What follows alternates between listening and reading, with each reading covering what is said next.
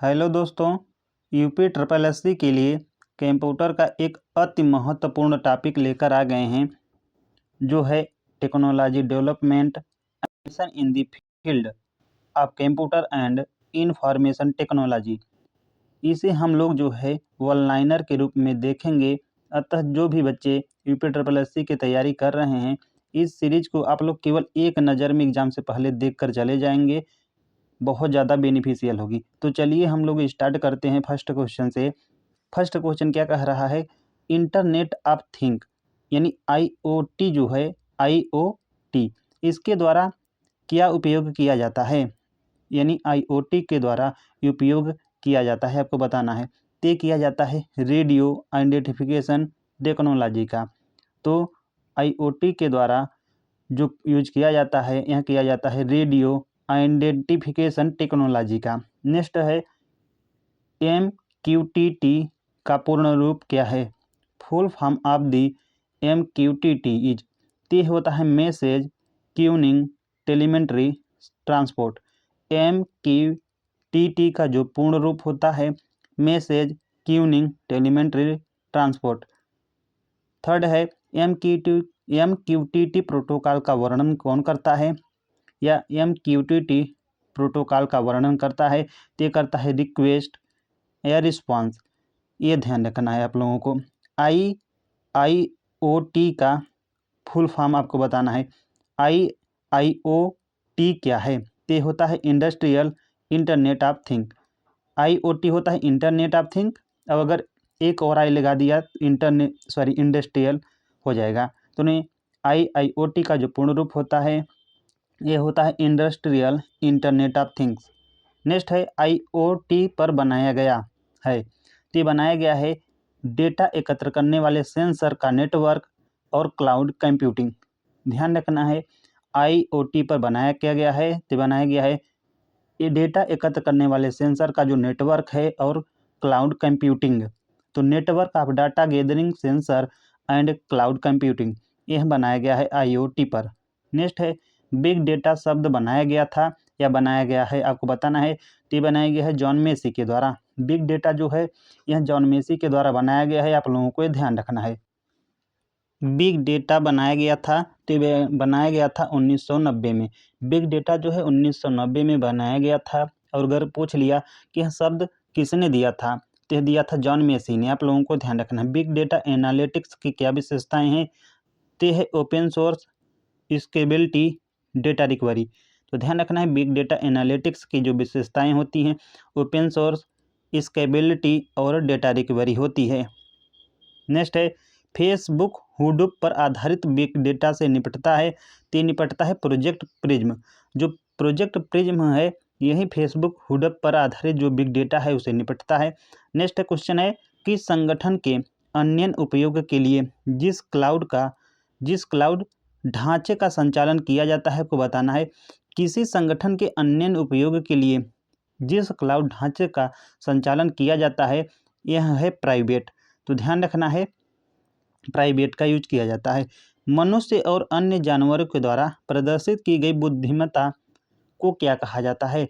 The intelligence displayed by human and other animals is called, ते कहा जाता है नेचुरल इंटेलिजेंस, यानी नेचुरल इंटेलिजेंस कहा जाता है। मनुष्य और अन्य जानवरों को प्रदर्शित करने वाली जो बुद्धिमत्ता है इसे कहा जाता है नेचुरल इंटेलिजेंस। समस्या को हल करने के लिए निर्णय या कॉमन सेंस भाग का वर्णन करने के लिए किस शब्द का उपयोग किया जाता है? तो किया जाता है ह्यूरिस्टिक का।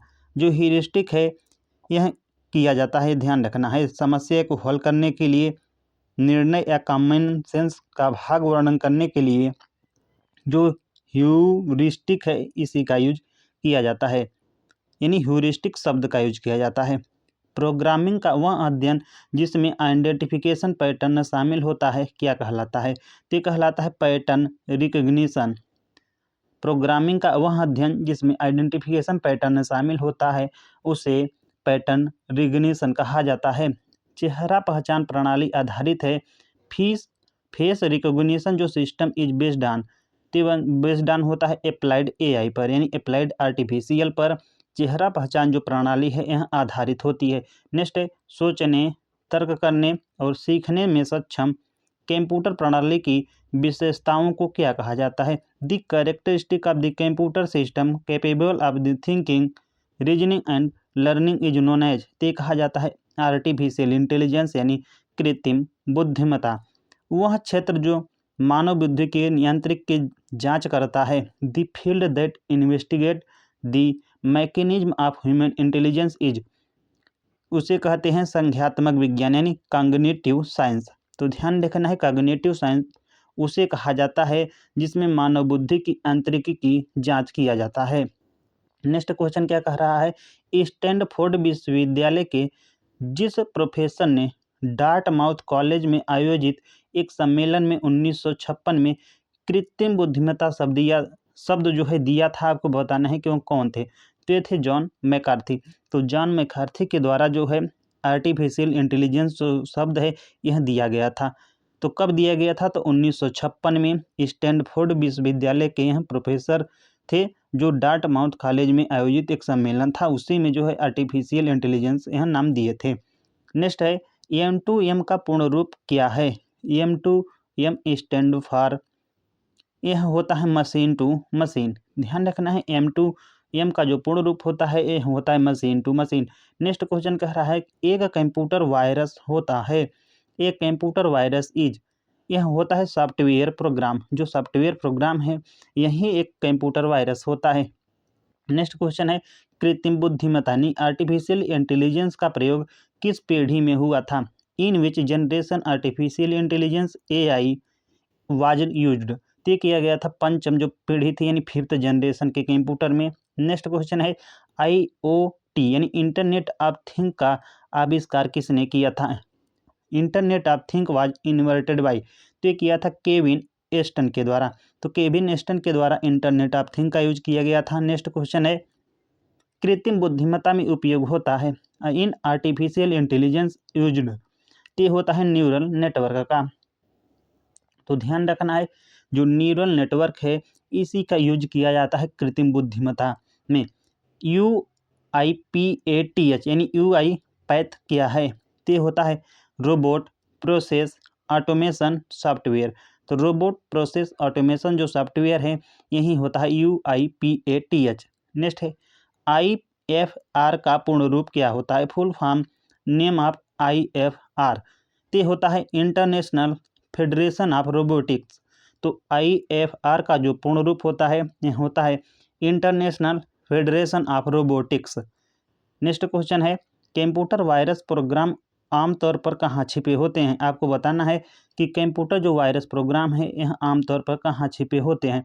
Computer virus program are usually hidden in operating system और एप्लीकेशन प्रोग्राम में, तो छुपे होते हैं ऑपरेटिंग जो सिस्टम है और जो एप्लीकेशन प्रोग्राम है वहीं पर। तो कंप्यूटर वायरस जो प्रोग्राम है यह आमतौर पर ऑपरेटिंग सिस्टम और एप्लीकेशन जो प्रोग्राम है यहीं पर छिपे होते हैं। नेक्स्ट क्वेश्चन कह रहा है कंप्यूटर सिक्योरिटी के 3 बुनियादी घटक क्या हैं? तो होता है प्राइवेसी, इंटीग्रिटी एंड अवेलेबिलिटी। तो ध्यान रखना है कंप्यूटर जो सिक्योरिटी है इसके 3 बुनियादी घटक कौन कौन से होते हैं? तो गोपनीयता यानी प्राइवेसी, इंटीग्रिटी और उपलब्धता यानी अवेलेबिलिटी होती है।